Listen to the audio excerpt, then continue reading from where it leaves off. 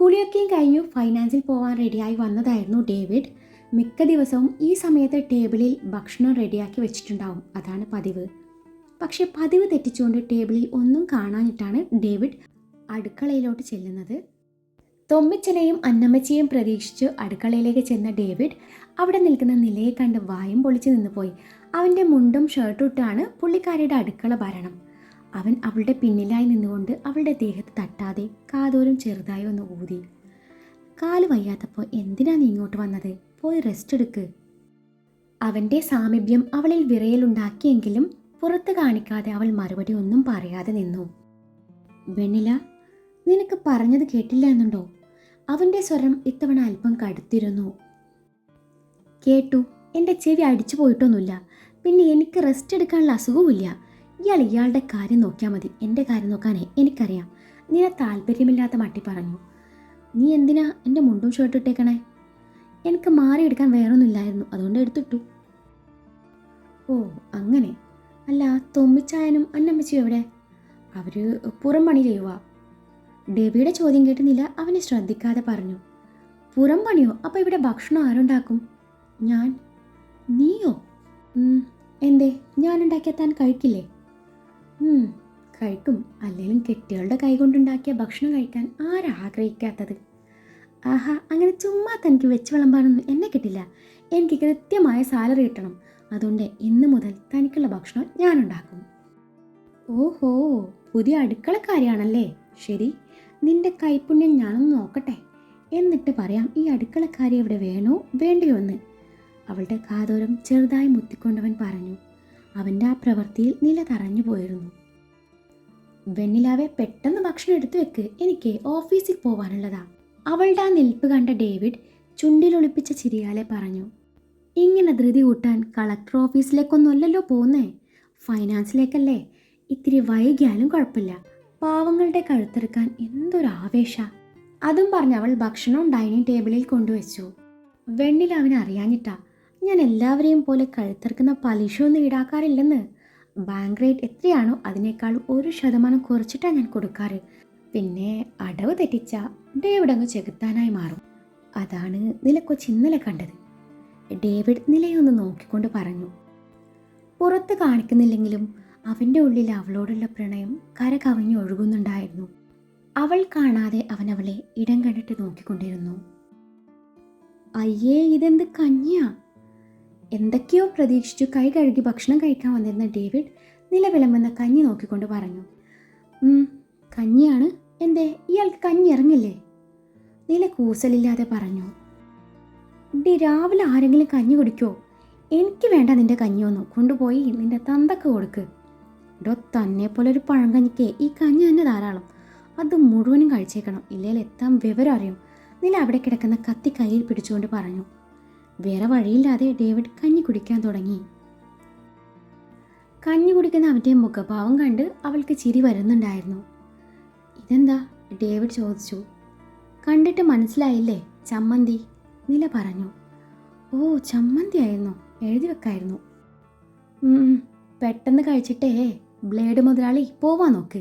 എന്നിട്ട് ഉച്ചയ്ക്ക് ഇതിൻ്റെ ബാക്കി കഞ്ഞി കുടിക്കാൻ ഇങ്ങോട്ട് വന്നേക്കണം കേട്ടോ. ഓഹോ, അപ്പോൾ ഉച്ചക്കും കഞ്ഞി തന്നെ. ഇപ്പം കഞ്ഞിയും ചമ്മന്തിയും. ഉച്ചക്ക് എന്താണാവോ? ഉച്ചക്ക് ചമ്മന്തിയും കഞ്ഞിയുവാ.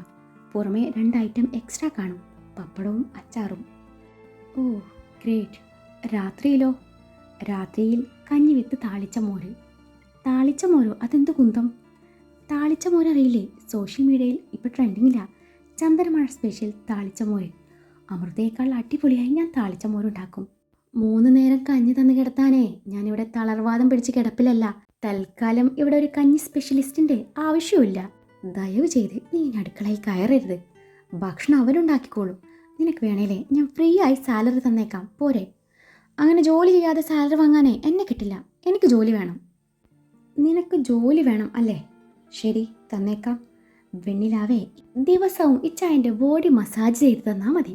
സാലറി പെർ ഹവറിനായിരിക്കും. അതും നിൻ്റെ എക്സ്പെക്റ്റേഷനേക്കാളും മേലെയായിരിക്കും. സമ്മതാണോ? ഓ പിന്നെ, എൻ്റെ പട്ടി ചെയ്യും. ഇയാളുടെ മറ്റവളോട് പറഞ്ഞാൽ മതി. മറ്റവളോട് തന്നെയാണല്ലോ പറഞ്ഞത്. അതും പറഞ്ഞ് അവൻ അവളെ നോക്കി മീശ പിരിച്ചു വെച്ചു, കണ്ണിറുക്കി കാണിച്ചു. എഴുന്നേറ്റ് കൈ കഴുകാനായി ചെന്നു.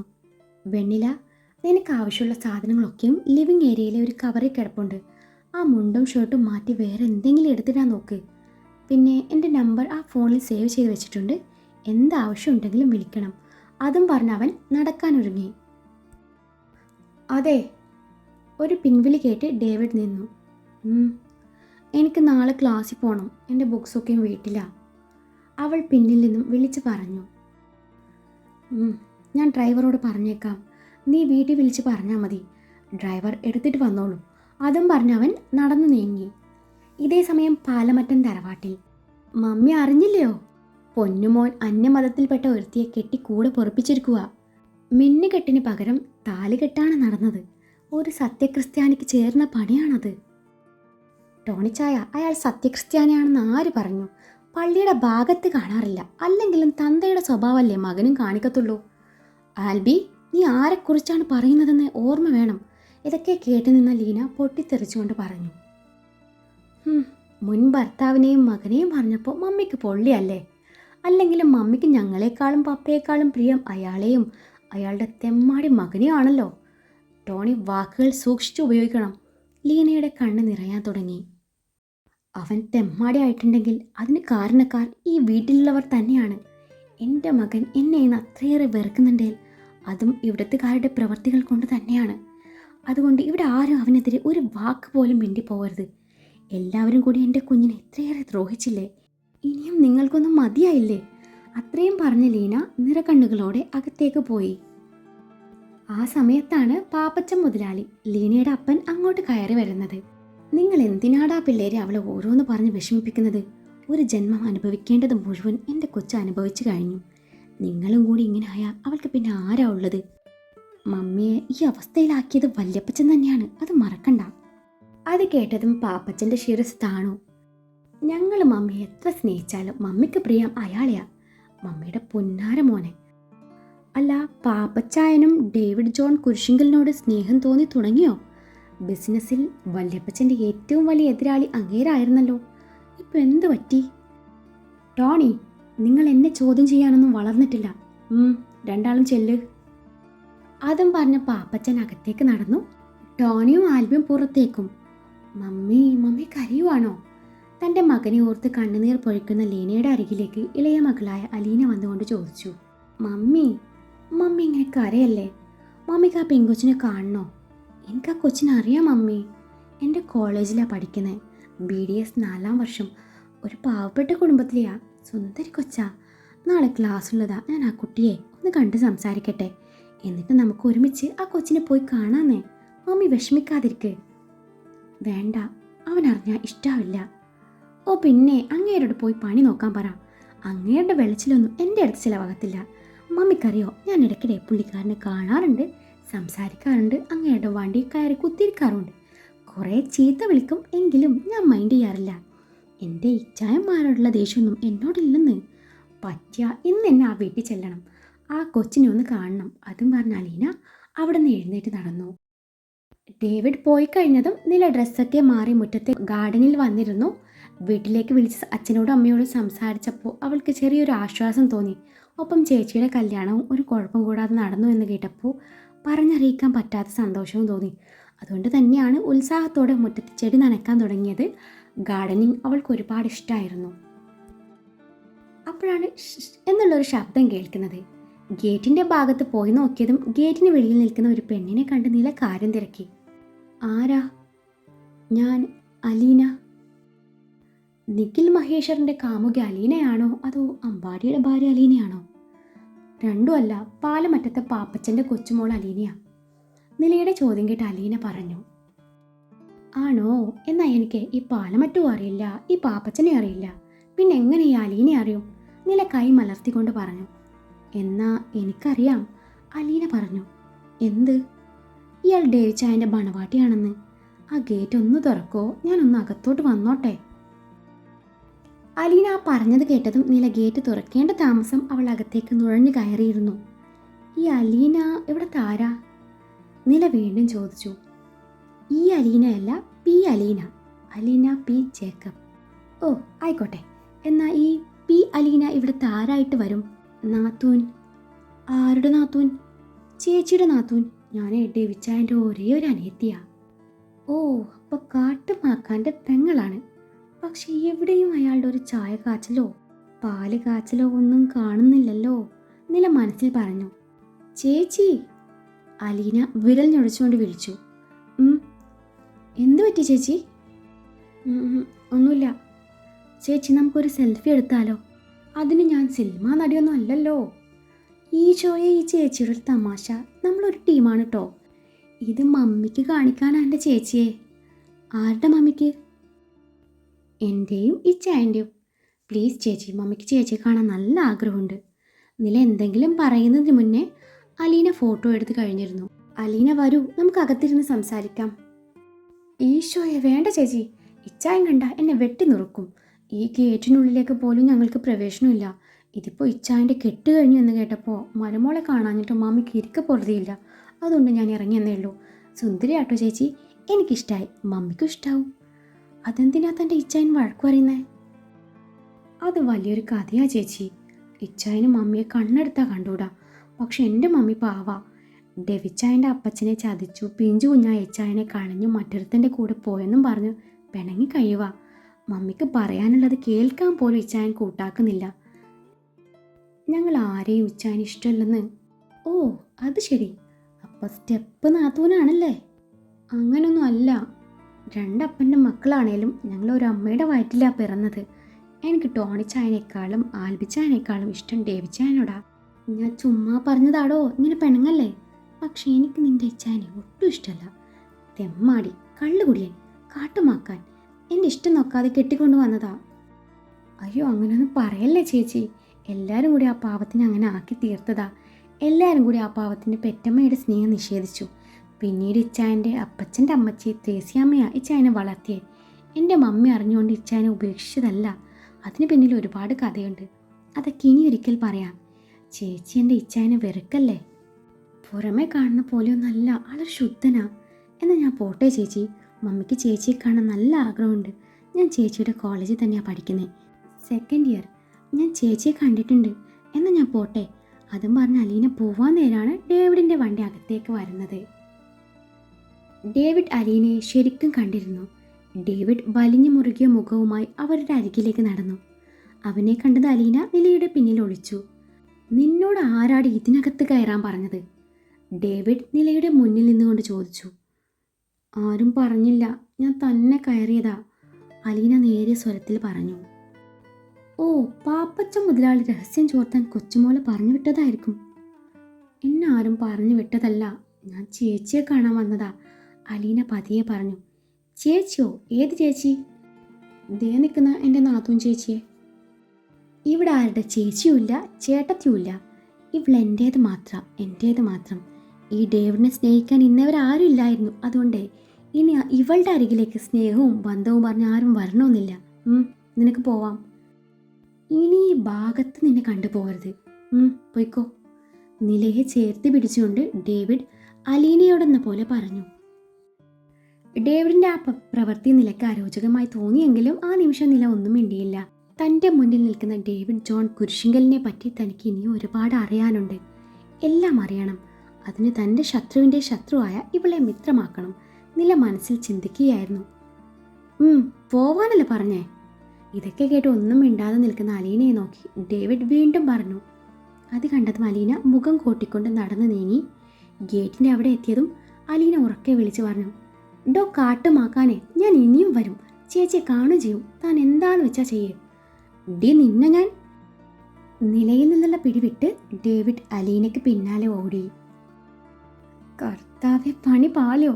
ചതിക്കല്ലേ ചായതേ, ചേച്ചി ആ പേര് എനിക്ക് പറഞ്ഞു തന്നത് എന്നും പറഞ്ഞ അലീന ഉള്ള ജീവനും കൊണ്ട് ഓടിയതും ഡേവിഡ് നിലയെ തിരിഞ്ഞു നോക്കി. അവൻ്റെ ആ നോട്ടം കണ്ടത് നിലയ്ക്ക് എന്തോ ഒരു അപകടം മണത്തു. അവൾ ഒരൊറ്റ ഓട്ടമായിരുന്നു. പിന്നാലെ ഡേവി ഓടുകയായിരുന്നു. നിലയുടെ ഓട്ടം ചെന്ന് അവസാനിച്ചത് മുകളിലെത്തിയ നിലയിലെ ഗസ്റ്റ് റൂമിലും. നില ഡോറടച്ച് ലോക്ക് ചെയ്യാൻ നോക്കിയെങ്കിലും ഡേവി ഡോർ ഉന്തിത്തള്ളി അകത്തേക്ക് കയറുകയായിരുന്നു. ഡോറിൽ ലോക്ക് ചെയ്ത് മീശ പിരിച്ചു വെച്ചുള്ള ഡേവിയുടെ വരവ് കണ്ടതും നിലയുടെ ഹൃദയം പേരുമ്പറ മുഴക്കിക്കൊണ്ടിരുന്നു. അവൾ പിറകിലോട്ട് ചുവടുകൾ വെച്ചു. ഇതിപ്പോൾ വഴിയെ പോയ വയ്യാവേലിയെടുത്ത് ചുമലിൽ വെച്ച പോലെ ആയല്ലോ എൻ്റെ കൃഷ്ണ. ആ പെണ്ണ് എനിക്കിട്ട് പണിതിട്ട് പോകുന്നു ആരെങ്കിലും അറിഞ്ഞോ? അതും മനസ്സിൽ പറഞ്ഞ് അവനെ നോക്കി വിളറിയ ചിരിയങ്ങ് പാസാക്കി. നീയാണോ കാട്ടുമാക്കാൻ എന്ന പേര് അവൾക്ക് പറഞ്ഞു കൊടുത്തത്? അതേലോ. ഡി, കാട്ടുമാക്കാനെ കാട്ടുമാക്കാനെ എന്നല്ലാതെ കാണ്ടാമൃഗം എന്ന് വിളിക്കാൻ പറ്റുമോ? ഇയാൾക്കിനി അതാണ് ഇഷ്ടമെങ്കിലേ ഇനി മുതൽ അങ്ങനെ വിളിക്കാം. ഓഹോ, നീ ധൈര്യം ഉണ്ടെങ്കിൽ എൻ്റെ മുഖത്ത് നോക്കി അങ്ങനെ ഒന്ന് വിളിച്ചേ. കാട്ടുമാക്കാനെ എന്നോ കാണ്ടാമൃഗമെന്നോ? തൻ്റെ നാവ് ഇടത് കവളിലേക്ക് കുത്തിക്കൊണ്ട് അവന് നേരെ പുരികം പൊക്കിക്കൊണ്ട് നില ചോദിച്ചു. ഏതായാലും കുഴപ്പമില്ല, ഇനി ഒരു തവണ വിളിച്ച വെണ്ണിലാവേ വിവരറിയും. തൻ്റെ താടി ഒഴിഞ്ഞുകൊണ്ട് അവൻ പറഞ്ഞു. എന്നാ കേട്ടോ ഡാ കാട്ടുമാക്കാനെ. അതും വിളിച്ചുകൊണ്ട് നില തൻ്റെ കയ്യിലെ രോമം പറിച്ച് കാറ്റിൽ പറത്തിവിടുന്നത് പോലെ ചെയ്തതും ഡേവിഡ് തൻ്റെ പോക്കറ്റിൽ നിന്നും ഫോൺ എടുത്ത് ഒരു ഭാഗത്ത് വെച്ച് ഷർട്ടിൻ്റെ കൈ മുട്ടോളം മടക്കി വെച്ചു. ഷർട്ടിൻ്റെ കോളർ പിന്നിലോട്ട് വലിച്ചു വെച്ച് വല്ലാത്ത ഭാവത്തിൽ അവൾക്ക് നേരെ നടന്നതും അവൾ ഉമിനീരിറക്കി പിന്നിലോട്ട് നടന്നു. ഒടുവിൽ അവൾ ബെഡിലേക്ക് മലർന്നടിച്ച് വീണതും ഞൊടിയിടയിൽ ഡേവിഡ് അവളുടെ അരികിൽ ചേർന്ന് കിടന്നു. തൻ്റെ ഇരുകൈയും വെച്ച് അവളെ ലോക്ക് ചെയ്തിരുന്നു. അവൾ കുതറിമാറാൻ നോക്കിയെങ്കിലും അവൻ്റെ കൈക്കരുത്തിന് മുന്നിൽ നില അടിയറവ് പറയുകയായിരുന്നു. ഇരുവരുടെയും കണ്ണുകൾ തമ്മിൽ കൊരുത്തു വലിച്ചു. അവൻ്റെ തീക്ഷ്ണമായ നോട്ടം താങ്ങാനാവാതെ അവൾ കണ്ണുകൾ ഇറുക്കി അടച്ചു. ഡേവിഡ് അവളുടെ മുഖത്തേക്ക് പതിയെ ഊതിക്കൊണ്ട് പ്രണയാർദ്രമായ സ്വരത്തോടെ വിളിച്ചു, വെണ്ണിലാവേ. അവൻ്റെ ചുടുനിശ്വാസം മുഖത്തേക്ക് തട്ടിയതും നില പൊള്ളിപ്പിടഞ്ഞു. അവൾ കണ്ണുകൾ വലിച്ചു തുറന്നു. വേണ്ട വേണ്ട എന്ന് വെക്കുമ്പോൾ എന്തിനയച്ച എൻ്റെ ചന്ദനക്കിണ്ണം വാങ്ങിച്ചേ അടങ്ങൂ എന്ന പോലെ ഓരോന്ന് കാട്ടിക്കൂട്ടുന്നത്? ഇച്ചാൻ ദേഷ്യം വന്നാൽ എന്താ ഉണ്ടാവുക എന്നെൻ്റെ കൊച്ചിനറിയില്ല എന്നുണ്ടോ? താനിങ്ങനെ കഥാപ്രസംഗം പറയാതെ എഴുന്നേറ്റ് മാറുന്നുണ്ടോ? എനിക്ക് ശ്വാസം മുട്ടുന്നു. ഉള്ളിലെ പതർച്ച മറച്ചു പിടിച്ചുകൊണ്ട് നില പറഞ്ഞു. എടോ പോടോ, താൻ എന്തൊക്കെയാ വിളിക്കുന്നേ? എനിക്ക് ദേഷ്യം വരുന്നുണ്ടേ. വെണ്ണിലാവ് നല്ല ഓവറാണ് കേട്ടോ. അതുകൊണ്ട് ഇനി മുതൽ അങ്ങനെ വിളിക്കുന്നത് കേട്ട ആ നിമിഷം ഇച്ചായൻ കയറി ഉമ്മിക്കുവേ. പിന്നെ താൻ ഉമ്മിക്കാൻ ഇങ്ങോട്ട് വാ, ഞാൻ നിന്ന് തരാം. നില പുച്ഛിച്ച് തള്ളി. പിന്നെയും നിന്റെ ഈ ഉണ്ടക്കവളിൽ ഞാൻ ഉമ്മ വെക്കട്ടെ? പിന്നെ വെക്കും വെക്കും, ഒന്ന് മാറിക്കേ, നില എഴുന്നേൽക്കാൻ ശ്രമിച്ചുകൊണ്ട് പറഞ്ഞു. ഇല്ലെങ്കിൽ എങ്ങനെ എഴുന്നേൽക്കണമെന്നേ എനിക്കറിയാം. അതും പറഞ്ഞവൾ അവൻ്റെ കൈ കടിച്ചു പറിച്ചു. എങ്കിലും അവൻ പിടി അയച്ചിരുന്നില്ല. അവൻ്റെ കയ്യിൽ അവളുടെ ദന്തങ്ങൾ ആഴ്ന്നിറങ്ങിയ പാടുകൾ കണ്ടതും അവൻ്റെ കണ്ണുകൾ വന്യമായി തിളങ്ങി. അവൾ നൽകിയ ആ നോവിന് പകരം അവൾക്കൊരു കുഞ്ഞു നോവ് സമ്മാനിക്കാനെന്ന വണ്ണം അവൻ്റെ കണ്ണുകൾ അവളുടെ കഴുത്തിലേക്ക് നീണ്ടു. ഇച്ചായൻ വെണ്ണിലാവിന് ഒരു കുഞ്ഞു നോവ് നൽകാൻ പോവാണ് എന്ന് പറഞ്ഞ് അവൾ തിരിച്ചെന്തെങ്കിലും പറയുന്നതിന് മുൻപേ അവളുടെ കഴുത്തിൽ നിന്നും വസ്ത്രം അല്പം താഴ്ത്തി അവളുടെ മൃദുലതയുടെ മേലെയായി പല്ലുകൾ ആഴ്ത്തിയതും അവളുടെ കണ്ണുകൾ കൂമ്പി അടഞ്ഞു പോയിരുന്നു. അവളിൽ നിന്നും പ്രതികരണം ഒന്നുമില്ല എന്നറിഞ്ഞ ഡേവിഡ് അവളെ ഒന്ന് നോക്കിയതും അവൾ കണ്ണടച്ച് കിടപ്പാണ്. ചെറുചിരിയാലെ ചുവന്നു കിടക്കുന്ന ഭാഗത്ത് ചുണ്ടമർത്തിയതും മുള്ളുപോലെ എന്തോ അവിടെ കുത്തിയിറങ്ങുന്നത് പോലെ തോന്നിയെന്നില്ല. കണ്ണു തുറന്നതും അവൻ്റെ ആ പ്രവൃത്തി കണ്ട് അവൾ അവനെ ആഞ്ഞു തള്ളി കണ്ണു നിറച്ച് നോക്കി അവിടെ നിന്ന് എഴുന്നേറ്റ് ഓടുകയായിരുന്നു. പാപ്പച്ചൻ മുതലാളിയും സുഹൃത്ത് ഫ്രാൻസിസ് തരകനും തമ്മിൽ തരകൻ്റെ ഗസ്റ്റ് ഹൗസിൽ വെച്ച് സംസാരിക്കുകയാണ്. തരകൻ പാപ്പച്ചനെ മദ്യം കഴിക്കാൻ നിർബന്ധിക്കുന്നുണ്ടെങ്കിലും പാപ്പച്ചൻ വേണ്ടെന്ന് പറഞ്ഞു. എന്താടാ പാപ്പ, നിനക്കൊരു മൂഡ് ഔട്ട് പോലെ? ഒരു കണക്കിന് അവൻ കെട്ടിയത് നന്നായി എന്ന് എനിക്ക് പറയാൻ പറ്റുള്ളൂ. ഡേവിഡ് ജോൺ കുരിശിങ്കൽ ഒന്നിനു മുന്നിലും അടിയറ പറയാറില്ല. ഇമോഷൻസിന് ഒരു വിലയും കൊടുക്കാറില്ല. ഇനിയിപ്പോൾ നമുക്ക് അവൻ്റെ പെണ്ണിലൂടെ ഇമോഷൻസ് എന്താണെന്ന് അവൻ അറിയിച്ചു കൊടുക്കാം. തരകൻ്റെ വാക്കുകൾ പാപ്പച്ചന് ചെറിയ ഇഷ്ടക്കേട് ഉണ്ടാക്കിയെങ്കിലും പ്രകടിപ്പിച്ചില്ല. ഹേയ്, അത് വേണ്ടടോ. അവൻ ആ തരത്തിലെന്നല്ല ഒരു തരത്തിലും ബുദ്ധിമുട്ടിക്കാൻ ഞാനിപ്പോൾ ആഗ്രഹിക്കുന്നില്ല. എൻ്റെ മോള് സത്യങ്ങളൊക്കെ അറിയരുതെന്ന് ഞാൻ ആഗ്രഹിച്ചിരുന്നു. ഞാൻ ഓരോന്നും ചെയ്തു കൂട്ടിയത് അതിനു വേണ്ടിയായിരുന്നു. പക്ഷേ ഇപ്പോൾ അവൾക്ക് എല്ലാം അറിയാം. ഞാനീ കഷ്ടപ്പെട്ടതൊക്കെയും വെറുതെയായി. ഇപ്പം തോന്നുക ഒന്നും വേണ്ടായിരുന്നെന്ന്. പാപ്പച്ചൻ നെറ്റി ഒഴിഞ്ഞുകൊണ്ട് പറഞ്ഞു. എന്താടാ പാപ്പച്ച, കൊച്ചുമോനോട് സ്നേഹം തോന്നി തുടങ്ങിയോ? സ്നേഹം ഇല്ലാതിരിക്കോടോ? അവൻ്റെ അപ്പൻ എൻ്റെ ശത്രുവായിരുന്ന എബ്രഹാമിൻ്റെ സന്തതി ജോണാണെങ്കിലും അവൻ്റെ അമ്മച്ചി എൻ്റെ മോള് ലീനയാ. അത് ഞാൻ മറക്കാൻ പാടില്ലല്ലോ. പുറത്ത് കാണിക്കുന്നില്ലേലും ആ ഒരു സ്നേഹം എനിക്കെപ്പോഴും അവനോടുണ്ട്. അവൻ്റെ അപ്പൻ ജോണും വല്യപ്പച്ചൻ എബ്രഹാമും മരിച്ചു മണ്ണടിഞ്ഞു. ഇനിയും ഞാനെന്തിനാ ആ പേരും പറഞ്ഞ് അവനെ ദ്രോഹിക്കുന്നത്? അതുകൊണ്ട് എല്ലാം നിർത്തി. രക്തബന്ധം പോലും മറന്നുകൊണ്ട് ഞാൻ എന്തൊക്കെയോ ദ്രോഹങ്ങൾ ചെയ്തു കൂട്ടിയിട്ടുണ്ട്. ഒന്നും വേണ്ടായിരുന്നെന്ന് തോന്നിപ്പോവുക. അതും പറഞ്ഞ പാപ്പച്ചൻ ആഞ്ഞൊരു ശ്വാസം വലിച്ചു. താൻ പോവുകയാണെന്നും പറഞ്ഞു എഴുന്നേറ്റ് നടന്നു. ഇതൊക്കെ കണ്ട് തരകൻ്റെ മുഖം ചുളുങ്ങിയെങ്കിലും പുറത്ത് കാട്ടിയില്ല. എടോ, മറ്റന്നാളാണ് ലേലം നടക്കുന്നത്. താൻ ഇങ്ങനെയായാൽ അത് ഡേവിഡ് കൊണ്ടുപോകും. തരകൻ പിന്നിൽ നിന്നും വിളിച്ചു പറഞ്ഞു. ഞാനിനി ഒന്നിനുമില്ലടോ, അതവൻ പിടിച്ചോട്ടെ. അത്രയും പറഞ്ഞ പാപ്പച്ചൻ അവിടെ നിന്ന് ഇറങ്ങി നടന്നു. ഡാ മോനെ, പാപ്പച്ചൻ ഏകദേശം ഒതുങ്ങിയ മട്ടാണ്. ഇനി നമ്മൾ വലയെറിയേണ്ടതേ ആൽബിയെയും ടോണിയുമാണ്. നിന്റെ ഇടപെടൽ മൂലം ഡേവിഡും അനിയന്മാരും അത്ര രസത്തിലല്ല പോകുന്നതെന്ന് അപ്പനറിയാം. നീ എൻ്റെ മോൻ തന്നെയാടാ. പക്ഷേ ഇതൊന്നും പോരാ, കുറച്ചുകൂടി ശത്രുത ഉണ്ടാക്കണം. അതിന് നല്ലതേ അവൻ്റെ പെണ്ണിനെ തൊടുന്നത് തന്നെയാ. ചേട്ടനും അനിയന്മാരും പോരു കോഴികളെപ്പോലെ കൊത്തിപ്പറിക്കുന്നതേ നമുക്കിവിടെ ഗാലറിയിൽ നിന്ന് ഇരുന്ന് കണ്ട് രസിക്കണം. അതിനെന്താണ് വേണ്ടതെന്നേ നിനക്ക് ഞാൻ പറഞ്ഞു തരേണ്ട ആവശ്യമില്ലല്ലോ. പാപ്പച്ചൻ പോയതും തരകൻ തൻ്റെ മകനായ ക്രിസ്റ്റിയെ വിളിച്ച് അടുത്തിരുത്തിക്കൊണ്ട് പറഞ്ഞു. ആ നിമിഷം ഇരുവരുടെയും മുഖത്ത് നിഗൂഢമായ ഒരു ചിരി വിരിഞ്ഞു. എൻ്റെ ലീന, നീ ഇങ്ങനെ കരഞ്ഞാൽ എങ്ങനെയാ? കരഞ്ഞാ നഷ്ടപ്പെട്ടതൊക്കെ നിനക്ക് തിരിച്ചു കിട്ടുമോ? ഇല്ലല്ലോ. ഒന്നും നീ അറിഞ്ഞുകൊണ്ട് ചെയ്തതല്ലല്ലോ. ഒരു ദിവസം ഡേവിഡ് നിന്നെ മനസ്സിലാക്കും. അതുവരെ നീ കാത്തിരുന്നേ പറ്റൂ. ഇപ്പം നീ ആ കണ്ണൊന്ന് തുടച്ചേ. ഇങ്ങനെയാണെങ്കിൽ ഞാൻ എന്നെ ദുബായിലേക്ക് തിരിച്ചു കൊണ്ടുപോവേ. ഞാൻ എങ്ങോട്ടും ഇല്ല ഇച്ചായ. എനിക്ക് ആ കൊച്ചിനെ ഒന്ന് കണ്ട് സംസാരിക്കണം. അലീന പറഞ്ഞായിരുന്നു രണ്ടുപേരും അത്ര രസത്തിലല്ലെന്ന്. അത് പറ്റില്ല. ആ പെൺകൊച്ചൻ്റെ മോനെ സ്നേഹിക്കണം. രണ്ടുപേരും സന്തോഷത്തോടെ ജീവിക്കുന്നതേ എനിക്ക് കൺകുളിർക്കെ കാണണം. ലീന കണ്ണുകൾ അമർത്തി തുടച്ചുകൊണ്ട് പറഞ്ഞു. എൻ്റെ ലീന പെണ്ണെ, അറിഞ്ഞിടത്തോളം അവൾ നല്ലൊരു കൊച്ചാണ്. ഡേവിഡിനെ പൊന്നുപോലെ നോക്കിക്കോളൂ. പാവപ്പെട്ട കുടുംബത്തിലാണെങ്കിലും നല്ല വിദ്യാഭ്യാസവും തൻ്റെ ഉള്ള ഒരു കൊച്ച്. പെട്ടെന്നുണ്ടായ കല്യാണമാണല്ലോ, അതുകൊണ്ട് ആദ്യം ചെറിയ ഉടക്കൊക്കെ കാണും. പയ്യെ പയ്യെ ശരിയായിക്കോളൂന്നേ. ജേക്കബ് തൻ്റെ ഭാര്യ ലീനയെ ആശ്വസിപ്പിച്ചു കൊണ്ടിരിക്കുന്നതിനിടയിലാണ് അലീന അങ്ങോട്ട് കയറി വരുന്നത്. ജേക്കബിൻ്റെ സ്വർഗരാജ്യത്തിലേക്ക് ഈ അലീനക്ക് പ്രവേശനം ഉണ്ടോ ആവോ? നിനക്കല്ലാതെ മറ്റാർക്കാ ഇങ്ങോട്ട് പ്രവേശനമുള്ളത്? നീ ഇങ്ങോട്ട് വാടി കാന്താരി. അതും പറഞ്ഞ് ജേക്കബ് തൻ്റെ മകളെ പിടിച്ചടുത്തിരുത്തി. എൻ്റെ അലീന കൊച്ചു കുരിശിങ്കലിലേക്ക് പോയെന്ന് കേട്ടു. എങ്ങനെയുണ്ട് നിൻ്റെ ഇച്ചായൻ്റെ മണവാട്ടി പെണ്ണ്? കാണാനൊക്കെ അടിപൊളിയാ. പപ്പക്കറിയോ, എന്നേക്കാളും വലിയ വെടിമരുന്നാണ് ആ കൊച്ച്. ആ കൊച്ച് ഇച്ചായൻ്റെ പേരെന്താണെന്നറിയോ? കാട്ടുമാക്കാൻ. അതും പറഞ്ഞ് അലീന ചിരിക്കാൻ തുടങ്ങി. ആ ചിരി ജേക്കബിൻ്റെയും ലീനയുടെയും മുഖത്തേക്ക് കൂടി പടർന്നു. ഉറങ്ങാൻ നേരമായിട്ടും നിലയെ മുറിയിലേക്ക് വരുന്നത് കാണാനിട്ടാണ് ഡേവിഡ് ഗസ്റ്റ് റൂമിലേക്ക് കയറി ചെല്ലുന്നത്. നില ബെഡ്ഷീറ്റ് മാറി വിരിക്കുകയായിരുന്നു. മുറിയിലേക്ക് വന്ന ദേവിയെ കണ്ടതും അവൾ കാണാത്തതുപോലെ നടിച്ചു തൻ്റെ പ്രവൃത്തി തുടർന്നു. വെണ്ണില, നീ ഇവിടെ എന്തെടുക്കുക? കിണർ കൊത്തുക. എന്തേ? ഇതൊത്താനിക്ക് കണ്ടാലറിഞ്ഞൂടെ ബെഡ് വിരിക്കുകയാണെന്ന്? അത് പറഞ്ഞു തീർന്നില്ല, അവൻ അവളുടെ കവിളിൽ പല്ലുകൾ ആഴ്ത്തി. അവൾ കവിളും പിടിച്ച് എരിവലിച്ചുകൊണ്ട് അവനെ ഒന്ന് ദഹിപ്പിച്ചു നോക്കി പേടിപ്പിക്കേണ്ട. എടോ പോടോ താൻ, ഇങ്ങനെ വല്ലതും കേട്ടാ ഉമ്മ വെക്കുമെന്ന് പറഞ്ഞത് ഓർമ്മയുണ്ടോ? തൽക്കാലം ഉമ്മ വെക്കുന്നതേ ഞാൻ വേണ്ടെന്ന് വെച്ചു. നീ എൻ്റെ ആദ്യ ചുംബനം സ്വീകരിക്കേണ്ടത് പൂർണ്ണ മനസ്സോടെ ആയിരിക്കണം. വെണ്ണിലാവേ, നിന്റെ കണ്ണിൽ ആ പിടച്ചിൽ അന്നെനിക്ക് മതി വരുവോളം കാണണം. അന്ന് നിന്റെ കണ്ണിലേക്ക് നോക്കി എനിക്ക് പറയണം, എൻ്റെ ആകാശവും മണ്ണും എല്ലാം നീയാണ് പെണ്ണെ. അതിനു മുൻപായി നീ എന്നോട് ഐ ലവ് യു ഇച്ചായ എന്നുകൂടി പറഞ്ഞിരിക്കണം കേട്ടോ. അതുവരെ ഞാൻ കാത്തിരുന്നോളാം. ആഹാ, എത്ര മനോഹരമായ നടക്കാത്ത സ്വപ്നം. ARML ഡയലോഗും പറഞ്ഞ് ടോവിനോ ആവാന്ന് കരുതിയോ? കണ്ടേച്ചാലും മതി. കാട്ടുമാക്കാൻ. നില പിറുപിറുത്തു.